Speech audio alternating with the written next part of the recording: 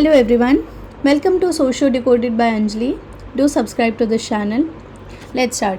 पिछले लेक्चर में हमने रॉबर्ट दाल के सबसे फेमस कॉन्सेप्ट पॉलीआर्की पढ़ा था. हमने देखा कि डेमोक्रेसी रियल वर्ल्ड में तब काम करती है जब कंपटीशन हो, पार्टिसिपेशन हो, पॉलिटिकल इक्वालिटी हो, इंस्टीट्यूशन स्ट्रांग हो. लेकिन आज एक बहुत इंपॉर्टेंट क्वेश्चन है कि डेमोक्रेसी को अलाइव कौन रखता है? सिर्फ पॉलिटिशियन, सिर्फ इलेक्शन, सिर्फ कॉन्स्टिट्यूशन नहीं. रॉबर्ट दाल कहते हैं कि डेमोक्रेसी की असली जान ना सिटीजन्स में होती है. अगर सिटीजन्स एक्टिव नहीं हैं तो डेमोक्रेसी ना सिर्फ कागज़ पर रह जाती है. और आज हम समझेंगे कि पार्टिसिपेशन क्या होता है, सिविल सोसाइटी, डेमोक्रेटिक गवर्नेंस, इन सब को आज हम समझेंगे और देखेंगे कि डेमोक्रेसी वोटिंग से बहुत ज़्यादा बड़ी चीज़ है. और अगर आपको इन सारे लेक्चर्स के PDF चाहिए, नोट्स चाहिए, तो आप टेलीग्राम चैनल ज्वाइन कर सकते हैं. इसका लिंक डिस्क्रिप्शन या फिर कमेंट सेक्शन में होगा. So let's start. सबसे पहले बात करते हैं सिटीजन्स पार्टिसिपेशन के बारे में. इलेक्शन के दिन ना वोट दे दिया, 5 साल तक कुछ नहीं किया. क्या ये एक्टिव डेमोक्रेसी है? सोचिए. रॉबर्ट दाल कहेंगे नहीं. सिटीजन्स पार्टिसिपेशन क्या होता है कि सिटीजन्स का ना पब्लिक अफेयर में इन्वॉल्व होना, गवर्नमेंट और पॉलिसी को इन्फ्लुएंस करना.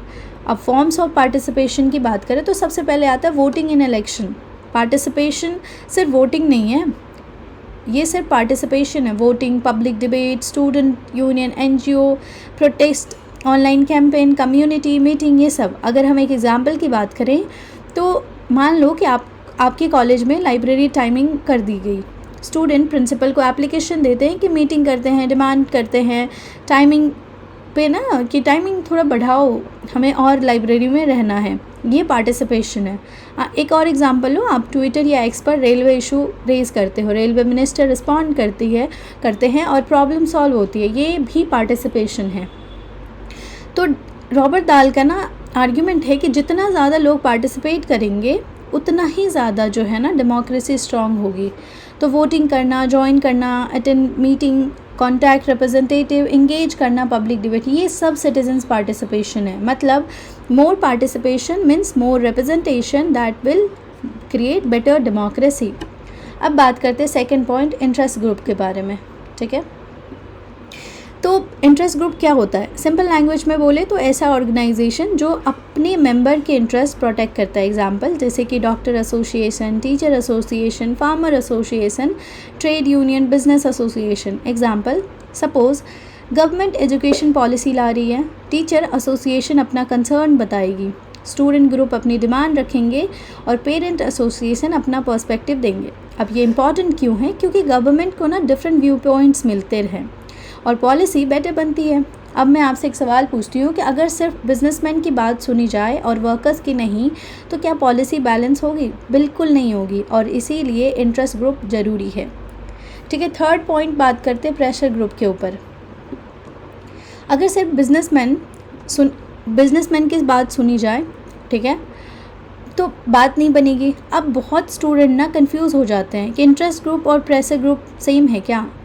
Not exactly. प्रेशर ग्रुप क्या है कि ऐसे ग्रुप जो ना डायरेक्टली इलेक्शन नहीं लड़ते लेकिन गवर्नमेंट को इन्फ्लुएंस करते हैं. उसका गोल होता है पावर लेना नहीं, पावर को इन्फ्लुएंस करना. उनका मेथड होता है लॉबिंग, कैंपेन करना, पिटीशन लिखना, प्रोटेस्ट करना, आवाज़ उठाना, अवेयरनेस ड्राइव करना.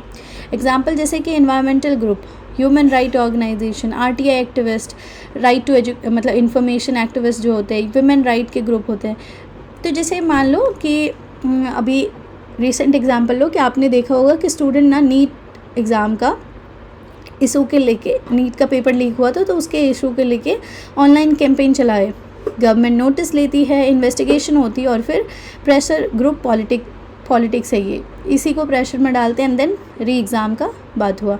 तो रॉबर्ट दाल का व्यू है कि प्रेशर ग्रुप ना डेमोक्रेसी को रिस्पॉन्सिव बनाते हैं और वो गवर्नमेंट को कॉन्स्टेंटली रिमाइंड करता है कि पब्लिक की प्रॉब्लम मत भूलो. फोर्थ पॉइंट की बात करते हैं सिविल सोसाइटी. अब आते हैं एक इम्पॉर्टेंट कॉन्सेप्ट पे. क्वेश्चन है कि गवर्नमेंट और मार्केट के बीच क्या होता है? सिविल सोसाइटी मतलब कि सोसाइटी के सारे वॉलंटरी ऑर्गेनाइजेशन का नेटवर्क इंक्लूड NGO, clubs, religious organisation, union, community group और मीडिया ऑर्गेनाइजेशन. एग्जाम्पल जैसे मानो कि आपको ब्लड डोनेशन कैंप हो गया, आपका वुमेन सेल्फ हेल्प ग्रुप हो गया, यूथ क्लब हो गया, NGO हेल्पिंग फ्लड विक्टिम्स, ये सारे हो गए। अब इम्पॉर्टेंट क्यों हैं? क्योंकि सिविल सोसाइटी ना लोगों को कोऑपरेशन सिखाती है, ट्रस्ट बिल्ड करती है, अवेयरनेस क्रिएट करती है। एग्जाम्पल जैसे मान लो कि एक विलेज में ना एनजीओ गर्ल्स एजुकेशन पर ना काम कर रही है, ग्रेजुअली लिटरेसी बढ़ रही है, माइंडसेट चेंज हो रही है और ये डेमोक्रेसी को स्ट्रेंथन कर रहा है। तो रॉबर्ट दाल का व्यू है कि strong civil society means strong democracy. Fifth आते हैं पॉलिटिकल कंपटीशन के ऊपर। अब एक सिंपल सा क्वेश्चन कि डेमोक्रेसी में कंपटीशन क्यों ज़रूरी है? इमेजिन आईपीएल टीम, सिर्फ एक टीम हो, कंपटीशन ही ना हो तो इंटरेस्ट रहेगा क्या? बिल्कुल नहीं। पॉलिटिक्स में भी सेम लॉजिक है, कंपटीशन होना ज़रूरी है। पॉलिटिकल कंपटीशन का मतलब है कि parties, leader, interest group, ideas, ये सब के बीच में कंपटीशन होना। बेनिफिट क्या होगा कंपटीशन से? तो बेटर पॉलिसी मिलेगा, बेटर लीडरशिप मिलेगी, अकाउंटेबिलिटी और इनोवेशन होगा। एग्जाम्पल, मान लो कि इलेक्शन के टाइम पे ना पॉलिटिकल पार्टी मैनिफेस्टो लॉन्च करती है। हर पार्टी का अपना एक मैनिफेस्टो होता है कि हम ये करके दिखाएंगे, हम ये करके दिखाएंगे वाला चीज़। वेलफेयर स्कीम अनाउंस करती है कि आने वाले समय में ना हम आपके सोसाइटी में ये डेवलप करेंगे, स्कूल बनाएंगे, सड़कें बनाएंगे, बिजली लगाएंगे, वगैरह वगैरह बहुत सारी प्रॉमिसेस करते हैं, डेवलपमेंटल प्रॉमिसेस करते हैं। कंपटीशन जो है ना सिटीजन्स को चॉइस देता है कि अरे हर कोई तो झूठ ही बोल रहा है, तो देखते कौन बेहतर बोल पा रहा है, कि मतलब कौन बोल रहा है ज़्यादा प्रॉमिसेस कि हम आपको ये करके दिखाएंगे, वो करके दिखाएंगे। मतलब ये सॉरी बट ये रियल एग्जांपल ऐसे समझ लो कि आप देखते हो कि कौन बेटर ये लग रहा है कि वो ज़्यादा आपके जो है डिमांड फुलफ़िल करेंगे, आप उसको चूज़ करते हो। ये बेसिकली पॉइंट है मेरा। रॉबर्ट दाल का ना फेमस आर्ग्यूमेंट है कि विदाउट कॉम्पिटिशन ना डेमोक्रेसी डोमिनेशन बन सकती है। पॉइंट 6 की बात करें, अकाउंटेबिलिटी की बात करते हैं। तो अब आते हैं डेमोक्रेसी के बैकबोन पे, अकाउंटेबिलिटी। सवाल है कि अगर गवर्नमेंट गलत काम करे तो उससे आंसर कौन मांगेगा? और यही अकाउंटेबिलिटी है, ठीक है। मीनिंग कि पावर होल्डर को अपनी एक्शन जस्टिफाई करना तो पड़े, वो किसको करेगा? एग्जाम्पल, अगर मान लो रोड कंस्ट्रक्शन में ना करप्शन हो जाए, मीडिया एक्सपोज करे, कोर्ट इंटरवीन करे, तो सिटीजन क्वेश्चन पूछे कि भाई हमारे जो टैक्स के पैसे हैं तो वो तुम्हें रोड बनाने थे, वो तो तुमने बनाए नहीं, इतने ख़राब रोड बने, आप बताओ पैसे कहाँ गए हमारे? तो गवर्नमेंट को आंसर देना होगा, यही अकाउंटेबिलिटी है। टूल्स ऑफ अकाउंटेबिलिटी की बात करें तो इलेक्शन, मतलब अगर आपने पुअर परफॉर्मेंस कर लिया, कर लो भाई, 5 साल ही करोगे तो अगले 5 साल बाद तो हम तुम्हें हटा ही देंगे वाला डर होता है, तो लोग अकाउंटेबल रहते हैं। जुडिशरी, अगर कोई इलीगल एक्शन होता है तो आप उसको जुडिशरी के पास जाके चैलेंज कर सकते हो, कोर्ट में जाके। मीडिया तो वॉच डॉग है, मतलब वो तो हर चीज़ को जो है दिखाती है कि भाई देखो गलत हो रही, हाँ बशर्ते वो मीडिया जो है फ्री मीडिया हो। Public opinion, citizens pressure create करते हैं। की आइडिया है कि रॉबर्ट दाल कहते हैं कि पावर तभी लेजिटिमेट है जब अकाउंटेबल हो। अब बात करते हैं role of media and public opinion के बारे में, ठीक है। मीडिया और पब्लिक ओपिनियन, मीडिया का रोल क्या है? तो मीडिया ना इन्फॉर्मेशन प्रोवाइड करती है, करप्शन एक्सपोज करती है, पब्लिक डिबेट क्रिएट करती है। एग्जाम्पल, आपको इन्फ्लेशन के बारे में कैसे पता चला? न्यूज़ से। गवर्नमेंट पॉलिसी के बारे में कैसे पता चला? न्यूज़ से। इलेक्शन कवरेज कैसे मिलता है? मीडिया से। तो पब्लिक ओपिनियन की बात करें तो पब्लिक ओपिनियन का मतलब हो गया सिटीजन्स कलेक्टिवली क्या सोच रहे हैं। एग्जाम्पल, अगर मेजॉरिटी सिटीजन्स जो है इन्वायरमेंटल प्रोटेक्शन सपोर्ट करते हैं तो गवर्नमेंट ग्रीन पॉलिसी ला सकती है। सोशल मीडिया का एग्जाम्पल लो कि आज ना हैशटैग भी पब्लिक ओपिनियन शेप करती है, जैसे ट्रेंडिंग इशू पे ना पॉलिटिशियन को रिएक्ट करने पर मजबूर कर देना। पॉजिटिव साइड है कि अवेयरनेस लाता है, पार्टिसिपेशन लाता है और ट्रांसपेरेंसी लाता है। नेगेटिव साइड की बात करें कि fake news, miss information, propaganda फैलाना, ये सारे। तो अब मैं आपसे पूछती हूँ कि क्या सोशल मीडिया डेमोक्रेसी को स्ट्रेंथन करता है या वीकन? कमेंट में आप ज़रूर बताना। अब सारे कॉन्सेप्ट को ना कनेक्ट करते हैं। सबसे पहले देखते हैं कि सिटीजन्स पार्टिसिपेशन, उससे interest group, pressure group, civil society, political competition आता है, अकाउंटेबिलिटी आती है, एंड देन उन सब से स्ट्रॉन्ग डेमोक्रेसी बनती है। अब एक ना कंटेम्प्रेरी एग्जाम्पल से इन सब चीज़ को समझते हैं कि सपोज़ ना गवर्नमेंट एक एजुकेशन पॉलिसी लाती है, ठीक है, इन सब को समझते हैं, ठीक है।